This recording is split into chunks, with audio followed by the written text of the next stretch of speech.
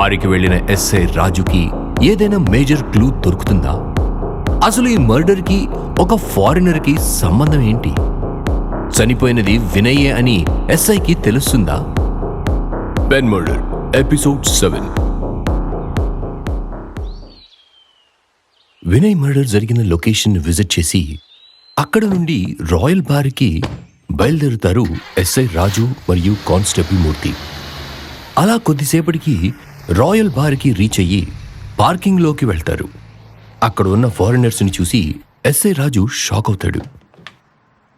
ఏమయ్యా మూర్తి, ఈ చుట్టుపక్కల ఉన్న ఫారినర్స్ అందరూ ఈ బార్లోనే ఉన్నట్టున్నారుగా అని ఎస్ఐ రాజు అంటాడు. దానికి కానిస్టేబుల్ మూర్తి, ఈ బార్కి ఇండియన్స్ కంటే ఫారినర్సే ఎక్కువ విజిట్ చేస్తారు సార్. ఎందుకంటే ఫారిన్లో దొరికే ప్రతి ఒక్క బ్రాండ్ ఈ బార్లో దొరుకుతుంది. అండ్ అవి చాలా కాస్ట్లీ కూడా. అందుకే మన వాళ్ళంత ఈజీగా ఈ బార్కి రారు. ఇది ఫారినర్స్కి అడ్డా సార్ అని అంటాడు. దానికి ఎస్ఐ రాజు, అబ్బా, మనకి ఇదో తలనొప్పి ఉందా ఇప్పుడు? ఇంతమంది ఫారినర్స్ విజిట్ చేసే బార్లో మనకే కావాల్సిన వాడిని ఎలా వెతుకుతామయ్యా అని అంటాడు. అప్పుడు కానిస్టేబుల్ మూర్తి, ఏం చేస్తాం సార్, మనకొచ్చిన కేసు లాంటిది, తప్పదు మనకి అని అంటాడు. దానికి ఎస్ఐ రాజు, సరేలే పద, ఈ కేసు సంగతేంటో చూద్దాం అని అంటాడు. అలా ఇద్దరు పార్కింగ్ నుండి బార్ లోపలికి ఎంటర్ అవుతారు. యూనిఫామ్లో ఉన్న వీళ్ళిద్దరిని చూసిన వెయిటర్, ఏంటబ్బా బార్లోకి పోలీసులు వచ్చారు అని కంగారుగా వాళ్ళ మేనేజర్కి ఇన్ఫార్మ్ చేస్తాడు. అది విన్న మేనేజర్ వెంటనే కంగారుగా పోలీసుల దగ్గరికి వచ్చి, హలో సార్, మీరు ఇక్కడికి ఏదైనా ఇష్యూవా అని అడుగుతాడు. దానికి కానిస్టేబుల్ మూర్తి, ఇష్యూలైతే మీ బార్తో చాలానే ఉన్నాయి కానీ ఇప్పుడు మేము వచ్చింది ఒక ఇన్ఫర్మేషన్ కోసం అని అంటాడు. దానికి ఆ బార్ మేనేజర్ టెన్షన్తో తడబడుతూ, సార్ అది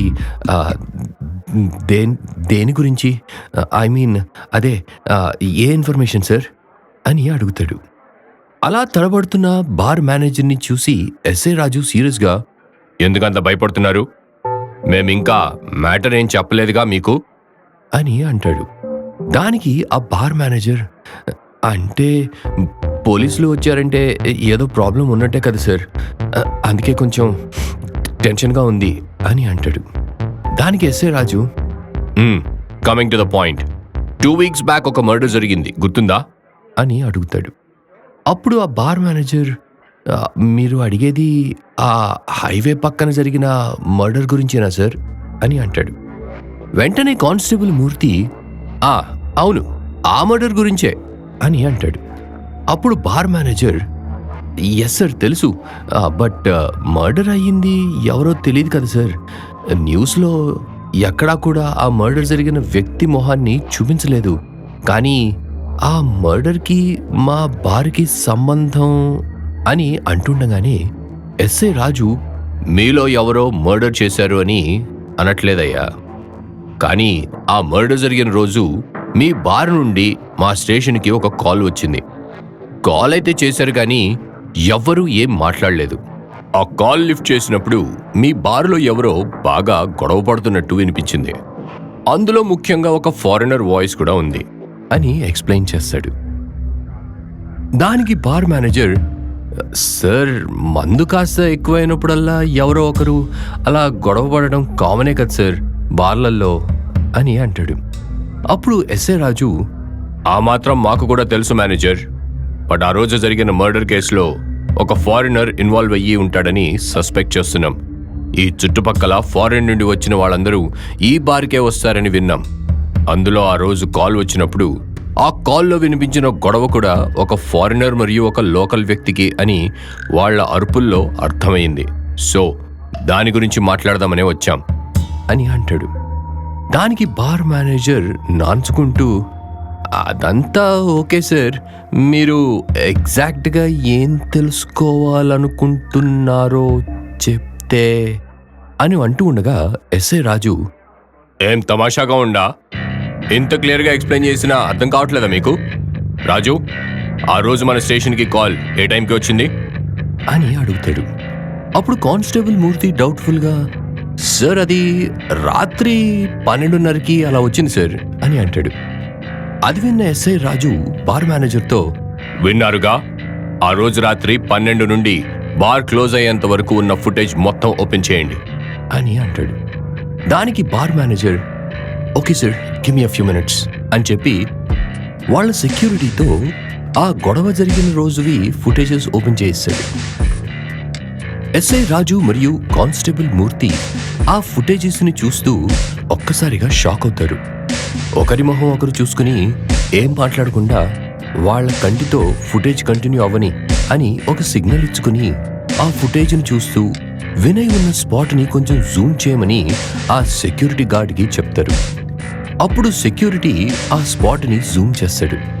అలా వాళ్ళందరూ ఆ ఫుటేజ్ను చూస్తూ ఉండగా ఎగ్జాక్ట్లీ 12:10కి వినయ్ సీరియస్గా లేచి అక్కడే తన ఎదురుగా ఉన్న టేబుల్ దగ్గర కూర్చుని ఉన్న ఒక ఫారినర్ జేబులో నుండి వితౌట్ పర్మిషన్ తన పెన్నుని తీసుకుని ఆ పెన్నుని డీప్గా అబ్జర్వ్ చేస్తూ పెన్నుని ముద్దు పెట్టుకుంటాడు.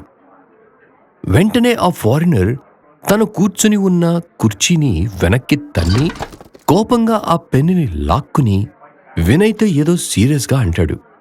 దానికి వినయ్ ఆ ఫారినర్తో ఏదో అంటూ తన పాకెట్లో ఉన్న క్యాష్ తీసి ఆ ఫారినర్ మొహాన కొట్టి ఆ పెన్నుని తీసుకోవడానికి ట్రై చేస్తాడు. అప్పుడు ఫారినర్ వినయ్ని వెనక్కి నెడతాడు. అలా వాళ్ళిద్దరూ ఒకరి మీద ఒకరు కోపంగా అరుచుకుంటున్నట్టు ఫుటేజ్లో కనపడుతుంది. అలా వాళ్ళిద్దరూ గొడవ పడుతూ ఉండగా కొంతసేపటికి ఆ ఫారినర్ తన జేబులో నుండి మొబైల్ తీసి ఫోన్ మాట్లాడుతూ వినయ్ వైపు చూసి తన జేబులో ఉన్న పెన్నుని వినయ్ వైపు చూపిస్తూ వినయ్కి ఒక వార్నింగ్ ఇచ్చినట్టుగా చేసి అక్కడ నుండి బయటికి వెళ్ళిపోతాడు. అది చూస్తున్న ఎస్ఐ రాజు వెంటనే సెక్యూరిటీతో అప్పటి వరకు చూస్తున్న ఫుటేజ్ని పాజ్ చేసి ఆ ఫారినర్ బయటికి వెళ్ళాక ఉన్న ఫుటేజెస్ అన్నీ ప్లే చేయమంటాడు. దానికి సరే అని చెప్పి సెక్యూరిటీ ఆ ఫారినర్ కనిపిస్తున్న ఫుటేజెస్ అన్నీ 1 by 1 ప్లే చేస్తూ ఉంటాడు. ఆ ఫారినర్ ఫోన్ మాట్లాడుకుంటూ పార్కింగ్లోకి వెళ్ళి అలాగే ఫోన్ మాట్లాడుకుంటూ పార్కింగ్లో ఉన్న తన బైక్ తీసుకుని స్టార్ట్ చేసి ఆ బారు నుండి బయటికి వెళ్ళిపోతాడు. వెంటనే ఎస్ఐ రాజు సెక్యూరిటీతో ఆ ఫుటేజ్ని కొంచెం రివైండ్ చేయమని చెప్తాడు. సరే అని సెక్యూరిటీ వీడియోని కొంత రివైండ్ చేస్తూ ఉండగా ఆ బైక్ గేటు నుండి బయటికి వెళ్తున్న ఫ్రేమ్ని ఫ్రీజ్ చేసి జూమ్ చేయమని ఎస్ఐ రాజు సెక్యూరిటీకి చెప్పి వెంటనే కానిస్టేబుల్ మూర్తితో ఆ బైక్ నంబర్ నోట్ చేసుకుని ఆ తరువాత బైక్ ఎక్కడెక్కడికి వెళ్ళిందో మన వాళ్ళని ట్రేస్ చేయమని చెప్పండి అని అంటాడు. దానికి ఓకే సార్ అని చెప్పి కానిస్టేబుల్ మూర్తి వాళ్ళ టీంకి ఫోన్ చేసి ఆ ఇన్ఫర్మేషన్ని పాస్ చేస్తాడు.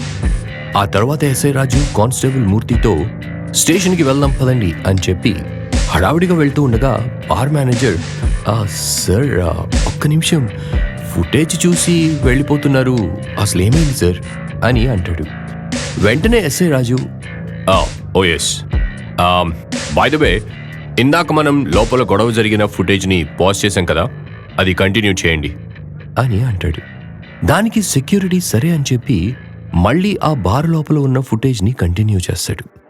ఎస్ఐ రాజు మరియు కానిస్టేబుల్ మూర్తి ఆ ఫుటేజ్ మొత్తం చూస్తూ ఉంటారు. అలా ఆ రోజు రాత్రి వినయ్ బేరర్తో గొడవ పడింది, బార్ మేనేజర్ మరియు ఓనర్తో జరిగిన డిస్కషన్ అంతా చూస్తూ ఉంటారు. అలా వినయ్ వాళ్లతో గొడవపడి తన చేతిలో గ్లాసుని విసురుకొట్టి బయటికి వెళ్ళిపోగానే ఎస్ఐ రాజు ఆ వీడియోని ఆపి వినయ్ బయటికి వెళ్ళాక ఉన్న ఫుటేజెస్ అన్నీ ప్లే చేయమంటాడు. దానికి సెక్యూరిటీ సరే అని చెప్పి ఆ ఫుటేజెస్ని కూడా ప్లే చేస్తాడు. అలా వినయ్ పార్కింగ్ దగ్గరికి వెళ్ళి ఒక బైక్ మీద ఒరగడం, అక్కడికి వచ్చిన అమ్మాయితో మాట్లాడటం, ఆ తరువాత సిగరెట్ వెలిగించుకోవడం, తనని ఆపడానికి ట్రై చేస్తున్న సెక్యూరిటీతో గొడవపడటం చూస్తారు.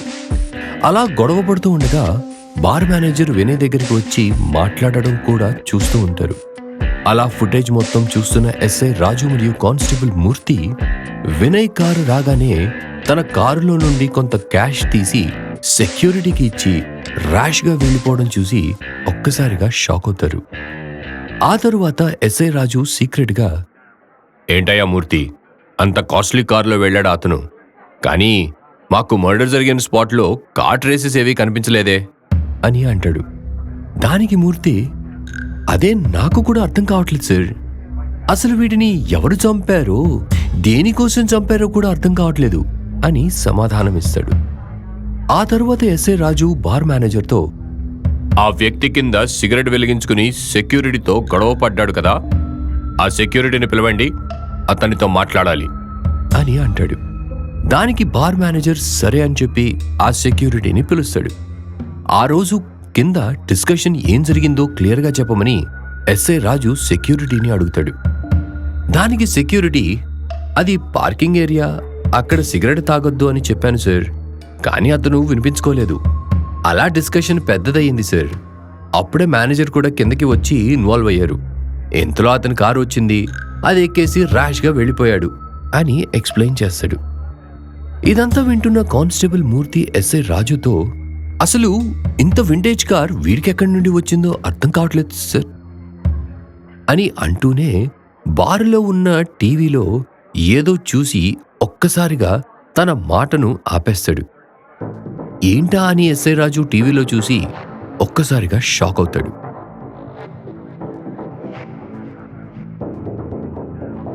ఎస్ఐ రాజు మరియు కానిస్టేబుల్ మూర్తి అంతలా షాక్ అయ్యేలా టీవీలో ఏం చూశారు? బార్లో గొడవ జరిగిన వ్యక్తే వినయ్ని చంపాడా?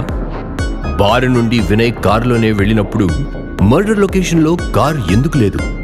ఇదంతా తెలుసుకోవడానికి మా నెక్స్ట్ ఎపిసోడ్ వినండి.